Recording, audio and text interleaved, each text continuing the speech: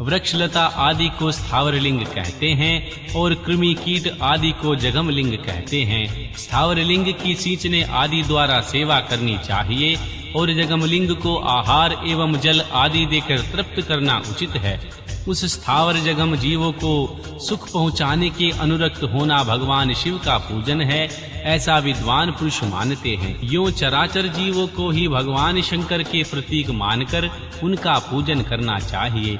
इस तरह महालिंग की स्थापना करके विविध उपचारों द्वारा उसका पूजन करना चाहिए। अपनी शक्ति के अनुसार नित्य पूजन करना चाहिए तथा देवालय के पास ध्वजारोपण आदि करना चाहिए। शिवलिंग साक्षात शिव का पद प्रदान करने वाला होता है अथवा चरलिंग में षोडशोपचारों द्वारा यथोचित रीति से क्रमशः पूजन करे। यह पूजन भी शिव पद का प्रदान करने वाला होता है। आहावन, आसन, अर्घ, पग, पघाम, आचमन, अभज्ञ पूर्वक स्नान, वस्त्र एवं यज्ञोपवीत, गंध, पुष्प, धूप, दीप, नैवेद्य, तंबूल, समर्पण, नीराजन, नमस्कार और विसर्जन, ये 16 उपचार हैं। अथवा अर्घ से लेकर नैवेद्य तक विधिवत पूजन करे। अभिषेक, नैवेद्य, नमस्कार और तर्पण, ये सब यथाशक्ति नित्य करें। इस तरह किया हुआ शिव का पूजन शिव की प्राप्ति कराने वाला होता है। अथवा किसी मनुष्य के द्वारा स्थापित शिवलिंग में, ऋषियों के द्वारा स्थापित शिवलिंग में और देवताओं द्वारा स्थापित शिवलिंग में, अपने आप प्रकट हुए स्वयंभू शिवलिंग में, अपने द्वारा नूतन स्थापित हुए शिवलिंग में भी उपचार समर्पण पूर्वक जैसे तैसे पूजन करने से, पूजन की सामग्री देने से भी मनुष्य के ऊपर जो कुछ कहा गया है वह सारा का सारा फल प्राप्त होता है। क्रमशः परिक्रमा और नमस्कार करने से भी शिवलिंग के पद की प्राप्ति होती है। यदि नियम पूर्वक शिवलिंग का दर्शन मात्र कर लिया जाए तो वह भी कल्याणप्रद होता है। मिट्टी, आटा, गाय के गोबर, फूल, कनेर, पुष्प, फल, गुड़, मक्खन, भस्म अथवा अन्न से भी अपनी रुचि के अनुसार शिवलिंग बनाकर तदनुसार उसका पूजन करे।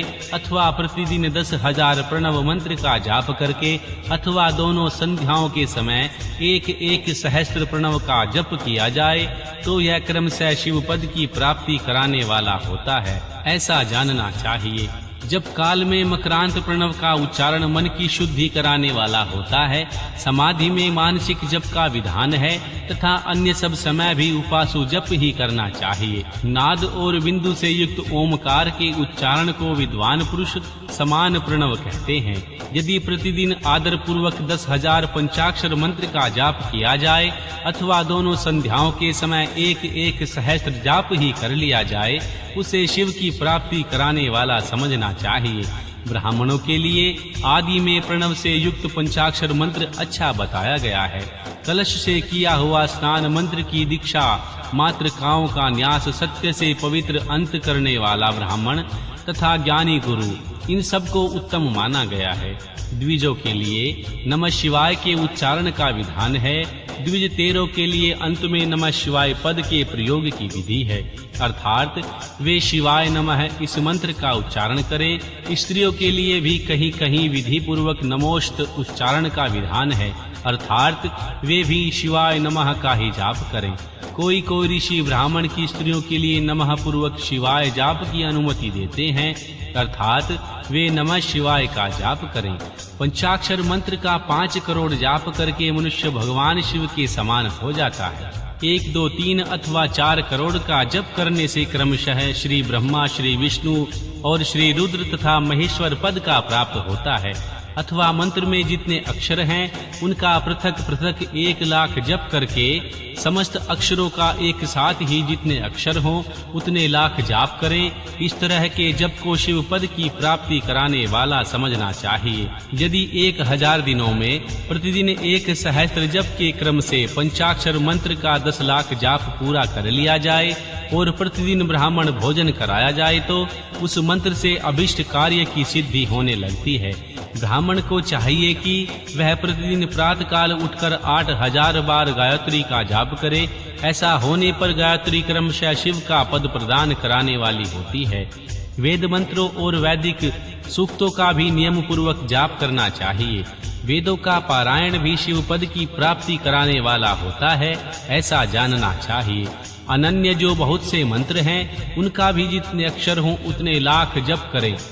इस प्रकार जो यथाशक्ति जाप करता है, वह क्रमशः शिव पद मोक्ष प्राप्त कर लेता है। अपनी रुचि के अनुसार किसी एक मंत्र को अपनाकर मृत्यु पर्यंत प्रतिदिन उसका जाप करना चाहिए, अथवा ओम इस मंत्र का प्रतिदिन 1 सहस्त्र जाप करना चाहिए। ऐसा करने पर भगवान शिव की आज्ञा से संपूर्ण मनोरथों की सिद्धि होती है। जो मनुष्य भगवान शिव के लिए फुलवाड़ी या बगीचे आदि लगाता है तथा शिव के सेवा कार्य के लिए मंदिर में झाड़ने, बुहारने आदि की व्यवस्था करता है, वह इस पुण्य कर्म को करके शिव पद प्राप्त कर लेता है। भगवान शिव के जो काशी आदि क्षेत्र हैं, उनमें भक्ति पूर्वक नित्य निवास करें। वह जड़ चेतना सभी को भोग और मोक्ष देने वाला होता है। अतः विद्वान पुरुष को भगवान शिव के क्षेत्र में आमरण निवास करना चाहिए। पुण्य क्षेत्र में स्थित बावड़ी, कुआं और पोखरे आदि को शिव गंगा समझना चाहिए। भगवान शिव का ऐसा ही वचन है। वहाँ स्नान, दान और तप करके मनुष्य भगवान शिव को प्राप्त कर लेता है। अतः मृत्यु पर्यंत शिव के क्षेत्र का आश्रय लेकर रहना चाहिए। जो शिव के क्षेत्र में किसी मृत संबंधी का दाह संस्कार, मासिक श्राद्ध, सापंडीकरण अथवा वार्षिक श्राद्ध करता है, अथवा किसी भी शिव के क्षेत्र में अपने पितरों को पिंड देता है, वह तत्काल सब पापों से मुक्त हो जाता है और अंत में शिव पद को प्राप्त कर लेता है। अथवा शिव के क्षेत्र में 5, 7, 3 या 1 ही रात निवास कर ले। ऐसा करने से भी क्रमशः शिव पद की प्राप्ति होती है। लोक में अपने अपने वर्ण के अनुरूप सदाचार का पालन करने से भी मनुष्य शिव पद को प्राप्त कर लेता है। वर्णानुकूल आचरण तथा भक्ति भाव से वह अपने सत्कर्म का अतिशय फल पाता है। कामना पूर्वक किए हुए अपने कर्म के अभिष्ट फल को शीघ्र ही पा लेता है।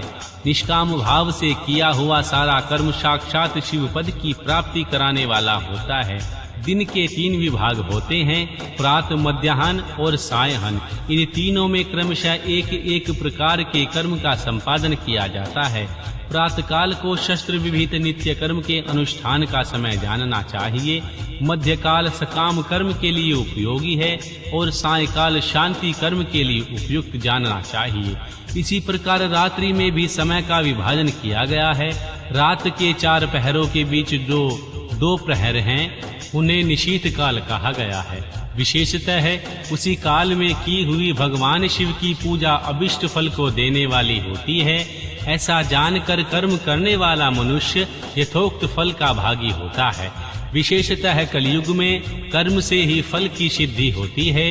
अपने अधिकार के अनुसार ऊपर कहे गए किसी भी कर्म के द्वारा शिव आराधना करने वाला पुरुष यदि सदाचारी है और पाप से डरता है, तो उन कर्मों का पूरा फल अवश्य प्राप्त कर लेता है। ऋषियों ने कहा, महर्षि सूत जी, पुण्य क्षेत्र कौन कौन से है जिनका आश्रय लेकर सभी स्त्री पुरुष शिव पद प्राप्त कर लें, यह हमें संक्षेप में बताइए।